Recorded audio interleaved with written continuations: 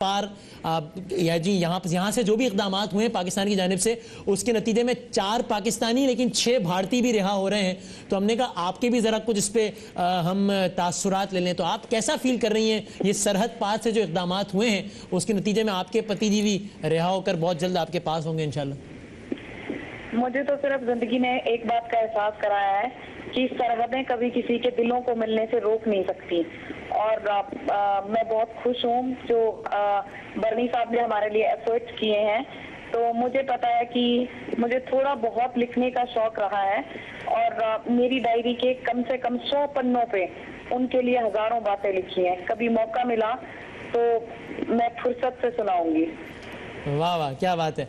और आपको जरा शिकवा है अपने लोगों से? वो केडी सिंह साहब की मुझे कहानी बता रहे थे बर्नी साहब, उन्होंने वादा किया $6 लाख का, और वो $6 लाख तो छोड़ो, उन्होंने फोन ही उठाना छोड़ दिया। ये कुछ आपको शिकवा है उनसे? मुझे तो पूरी हिंदुस्तान की सरकार से शिकवा है, पूरी हिंदुस्तान की सरकार।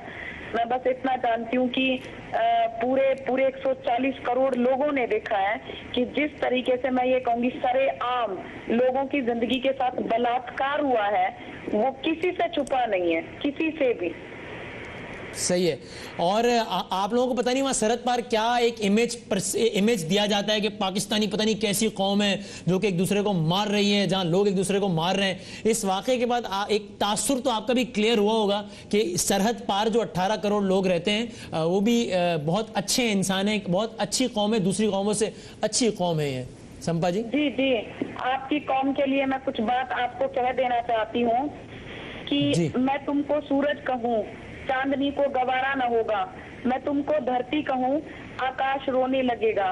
समंदर कहूँ तो ऊपर वाला शिकायत करेगा। दुख सारे पीले दिन बोले, दुख सारे पीले दिन बोले, तुम्हें माँ का आंचल मैं कहूँगा। नहीं गम जिससे किसी के छुपे, नहीं गम जिससे किसी के छुपे, तुमको खुदा की आंखें कहूँगा। खुशी को तो जग सारा है जाने, पीड़ा को जो समझे, फूलों से भी नाजुक अश्रू तुम्हें मैं कहूँगा। और ये शब्द मैंने नीचे वाले स्पेशल अंसार बर्नी जी को समर्पित किए हैं कि हम यूं ही उनको ढूंढने लगे, कि हम यूं ही उनको ढूंढने लगे।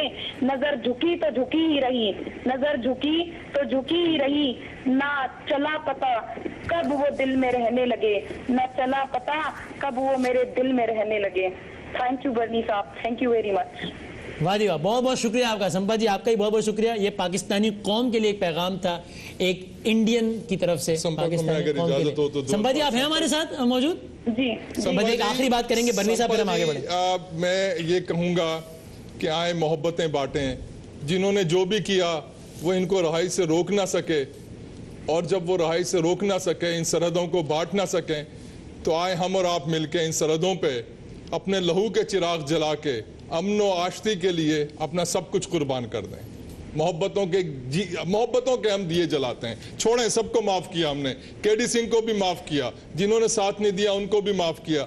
लोग आ गए, ये ऊपर वाला है, उसे खुदा कहें, भगवान कहें, ईश्वर कहें, अल्लाह कहें, जो चाहे कहें, लेकिन ये वही है जो सब कुछ करता है।